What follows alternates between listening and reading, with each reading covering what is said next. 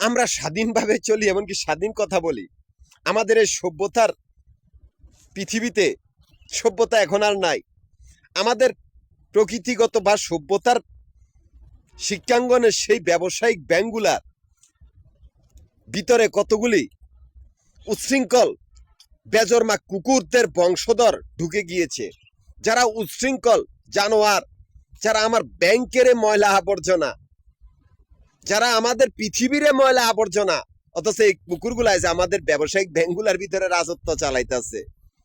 এদের সর্দার আশিক চৌধুরী, যে কিনা মাফিয়া ডন, যার আত্মীয় স্বজন গুলা সারা পৃথিবীর জঙ্গি সংগঠন বা সারা পৃথিবীর ডাকাত দল, এরাই আমারই ব্যবসায়িক ব্যাংক বা সভ্যতার ব্যাংকগুলার ভিতরে ভাইরাস।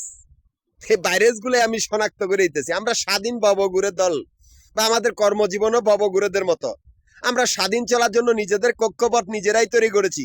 এমনকি সেই কক্ষপথে নিজেরাই নিজেদের ব্যবসা প্রতিষ্ঠান তৈরি করেছি। আমাদের 3টা ক্যাশ কাউন্টার, মিরপুর, নবাবপুর, মতিঝিল, এই 3টা জায়গার ভিতরে আমাদের আবাসিক বাড়িঘর আর হোটেলের ব্যবসার হিসাব করা হয়। এখান থেকে আমাদের অ্যাকাউন্ট চলিতেছে, অথচ আজকে আমি সেই জায়গাগুলোতে আর যাইতে পারি না।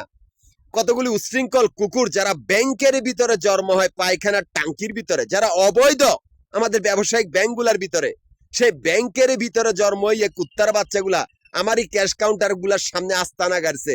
ওরা যেন ওরা মৃত্যু কূপে পড়ছে।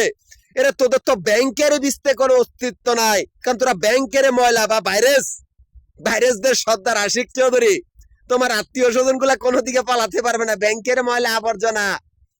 ভাইরাস কয়, ভাইরাস, এই ভাইরাসদের সর্দার আশিক চৌধুরী। কোনো দিকে লাভ নাই। তোমাদের আত্মীয় স্বজন গুলা জীবনও কোনো সময় হাসিল করতে পারবে না, ব্যাংকের বাইরের ব্যবসা প্রতিষ্ঠান জীবনও দখল করতে পারবে না।